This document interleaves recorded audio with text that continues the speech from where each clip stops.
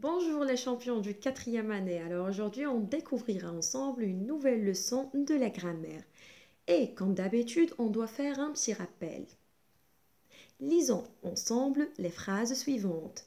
Denise se présentait comme vendeuse. Est-ce qu'elle va rester à Paris? Tu veux faire du vélo.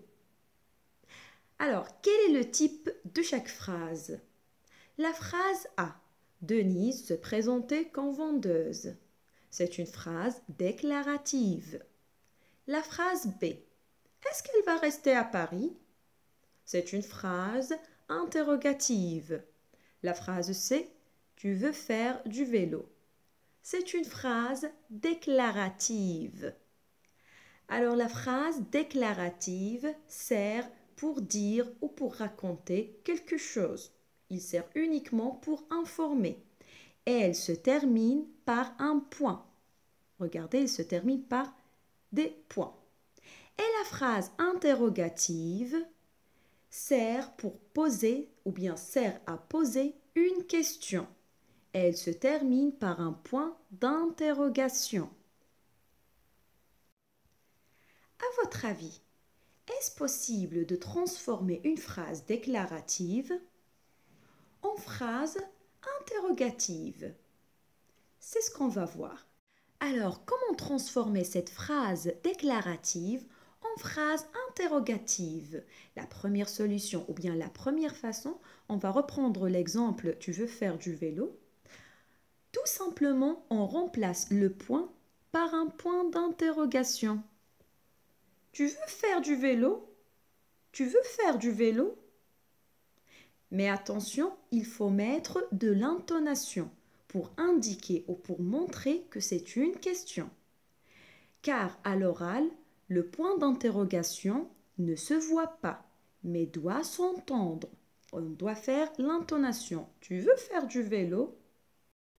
Et la deuxième façon, ou bien la deuxième solution, on met le verbe en premier. Regardez l'exemple.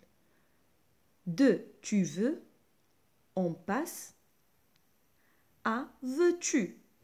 Veux-tu faire du vélo? Veux-tu faire du vélo? On l'appelle l'inversion du sujet. L'inversion du sujet. Attention, il faut mettre un tiret après le verbe. Vous avez ici le verbe en premier, tiret, et on met le sujet, ou bien le pronom personnel tu. La troisième façon, ou bien la troisième solution est la dernière. Regardez l'exemple. Il suffit de mettre est-ce que au début de la phrase. Il suffit de mettre est-ce que au début de la phrase. Est-ce que tu veux faire du vélo? Alors, tu veux faire du vélo, c'est une phrase déclarative.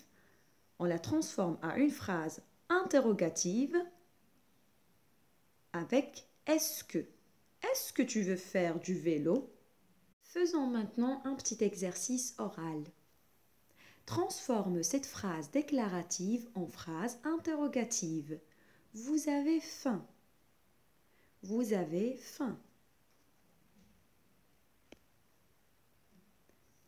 La première façon, vous avez faim?